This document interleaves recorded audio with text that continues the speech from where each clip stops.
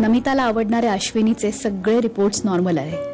याही वेळेला मागच्यासारखं अपयश आलं तर?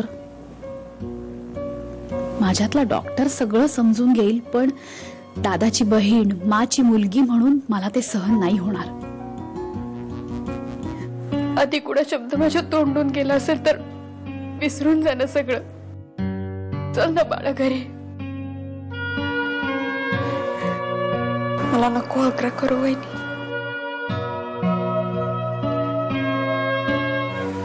खूप अपेक्षेने आले ते तुझ्याकडे, पण अपयशच झालं पत्री माझ्या. आणि त्याच्या नको. येते मी. काळजी घ्या स्वतःची. येऊ बाळा.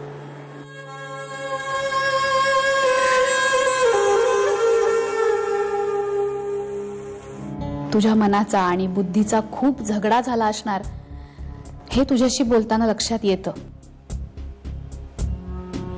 हो, पण आता निर्णय घेतल्यानंतर त्याचा मागमूसही तुझ्या मनामध्ये, बुद्धीमध्ये उरायला नको, नाहीतर त्याचा परिणाम बाळावरती होतो. तुझ्या लक्षात येतंय ना मी काय म्हणते ते? हो. अश्विनी, ज्या सच्चेपणाने तू मेडिकल टेस्टसाठी आलीस ना, त्या सच्चेपणाने नमिताच्या हातात एक हेल्दी बेबी देणं हे तुझं कर्तव्य आहे असं समज. हो, मी प्रयत्न करेन. Wish you all the best.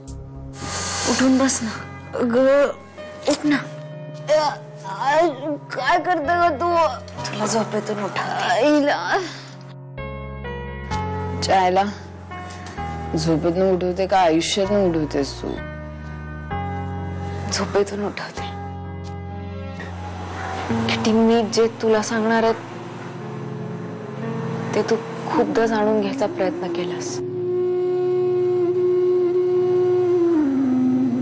पण मी ते तुझ्यापासून लपवण्यासाठी माझ्या जीवाचं रान केलं. किती तुला आठवतं आपण दोघी देवळात गेलो होतो.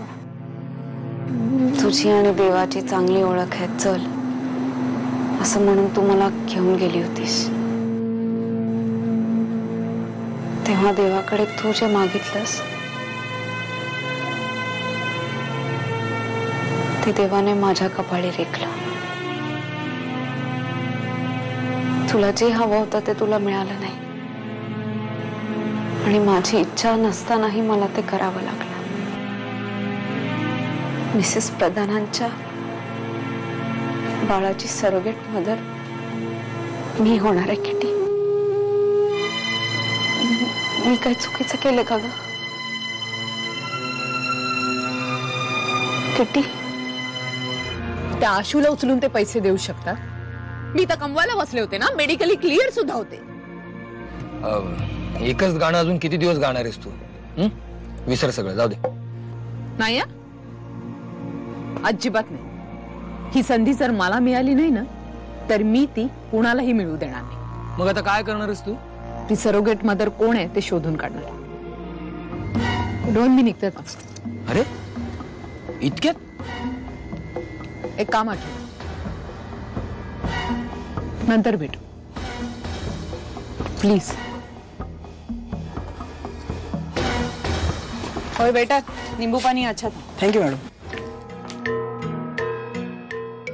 मॅडमच्या वहिनीसाठी कुणीतरी नवीन सरोगेट मदर आली आहे म्हणे. मला नाही माहिती. अच्छा, माहित नाहीये का तुम्हाला?